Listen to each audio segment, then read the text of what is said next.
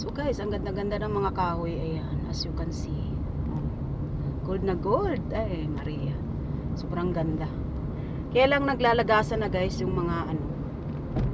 Naglalagasan na yung mga dahon dahil nga sa ano, lumalamig na ng lumalamig sa gabi.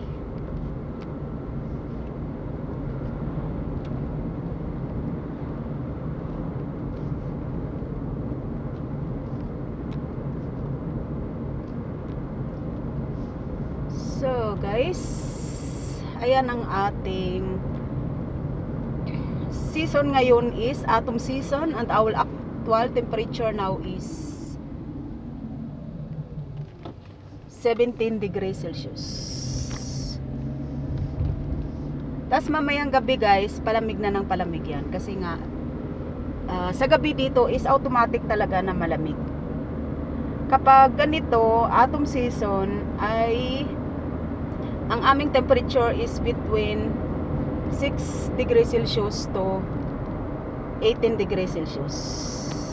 Tapos sa ano naman sa gabi is yun, mga nasa below 10 degrees Celsius sa gabi.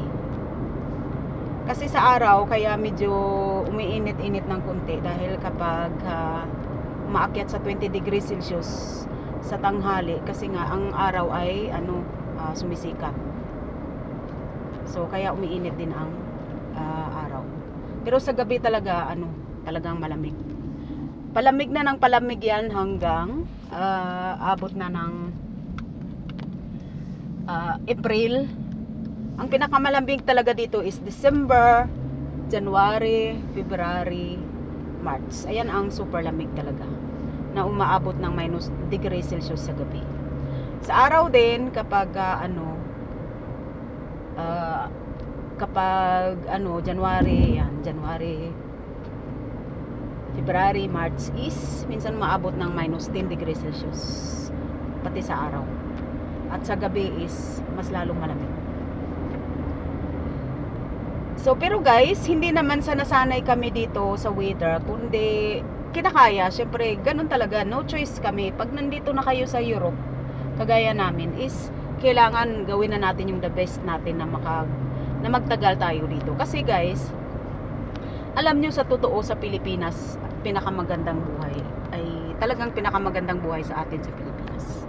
Wala na tayong masabi. Talagang maganda. Pero dapat mayroon kang fix na income. Kasi kung wala tayong fix na trabaho, kung wala tayong tuloy-tuloy na trabaho sa Pilipinas, is napakahirap ng buhay. Kasi 'di ba nga nag-aaral mga bata, ayan.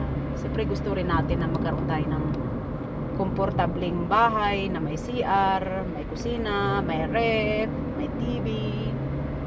Siyempre pag wala yan, medyo mahirap talaga. Lalo na siyempre kami noong sa probinsya kami lumaki. Wala kaming sariling CR, nakiki-CR lang kami kung saan. Tapos wala rin kaming sariling bumba, nakikiigib lang din kami. So ayun, ang hirap kaya guys, lalo na kaming kagaya namin mga babae, ang hirap nang walang CR, wala kayong sariling CR. Kasi pero mo minsan pipila ka pa, or maghihintay ka pa, or minsan sinasara pa. Oh my God.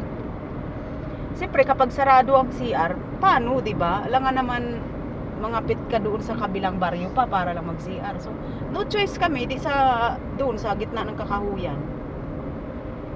Kaya I hope talaga guys, ang ano ko lang talaga sa mga, lalo na ang payo ko lang sa mga kabataan dyan na nag-aasawa ng bata, yung edad 20 hanggang 25. Kung kayo guys ay nag-asawa, or kung kayo may anak, maniwala kayo, mag-anak kayo isa, dalawa lang. Kasi at least yun, yung mga anak nyo hindi magsasuffer sa hirap, hindi sila madamay sa kahirapan ng buhay. Kasi kung alam nyo na nga talagang mahirap na ang buhay, tapos dagdagan pa ninyo ng anak, sus, ibig sabihin yan, pinahihirapan nyo lang mga anak nyo, at pinahihirapan nyo lang din ang sarili nyo. Kasi 'di ba alam nyo naman na wala kayong kakayahang paaralin, at hindi nyo kayang mabigyan ng magandang komportableng buhay, na walang CR, na walang sariling kusina, walang rep, walang TV, walang kwarto. Siyempre alam nyo guys, para sa akin kasi ang mga bata, hindi nila kasalanan yun kung naghihirap sila. Dapat tayong mga magulang na natin, isipin na natin na kapag isang anak natin at alam na natin na wala tayong tuloy-tuloy na trabaho, ay huwag na tayo magdagdag. Magpalaygit agad kayo or mag-pills or kahit na anong, or kondom, ayan, number 1 kondom. Kung ayaw nyo mag-pills, mag-kondom si lalaki. Para hindi kayo mabuntis. Kasi ganun talaga eh. Kahit anong gawin mo, sasabihin na lang natin, kahit anong gawin na sarap, kahit anong gawin mo ganito, ganyan, ganyan, kahit anong gawin katwiran nyo, lagi nyong isipin, ang mga bata hindi nila kasalanan kung pinanganak sila na mahirap. Maniwala kayo. Maliban na lang, siyempre, kung mga magulang is nagkasakit, ayan, kung siyempre yan naman eh, hindi naman hinihingi na lahat naman tayo minsan-minsan nagkakasakit. Pero yung iba talaga na talagang grabe ang sakit, so hindi natin masisisi. So kaya mas maganda talaga, ang pinaka the best na idea is wag mag-anak ng marami kung hindi tayo mayaman, guys. Sa totoo lang, yan ang sagot sa kahirapan. Wag mag-anak ng marami. Ganun lang kasimple. Kasi ganun ako eh. Sa akin kasi noon, mahirap kami pinanganak, mahirap na mahirap.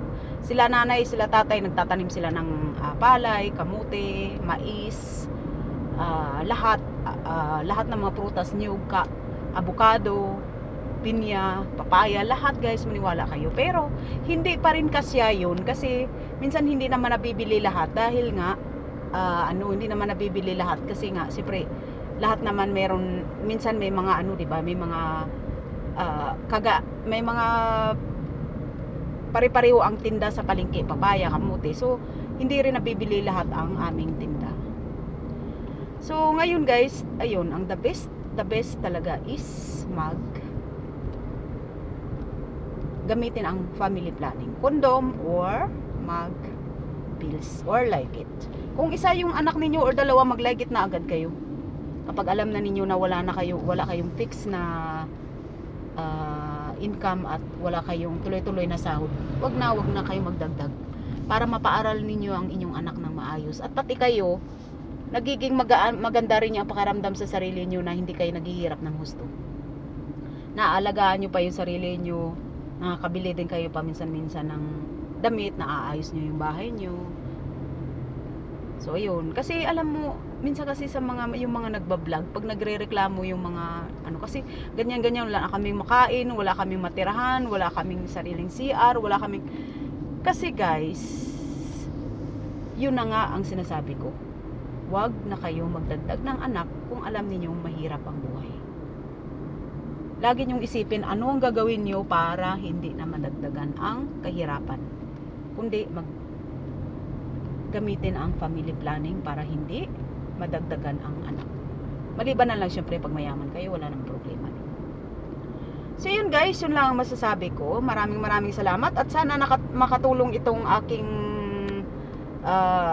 experience at ang aking mga payo sa mga kabataang nag-asawa ng bata na naghihirap sa buhay. Maraming salamat, guys. Thank you so much. God bless.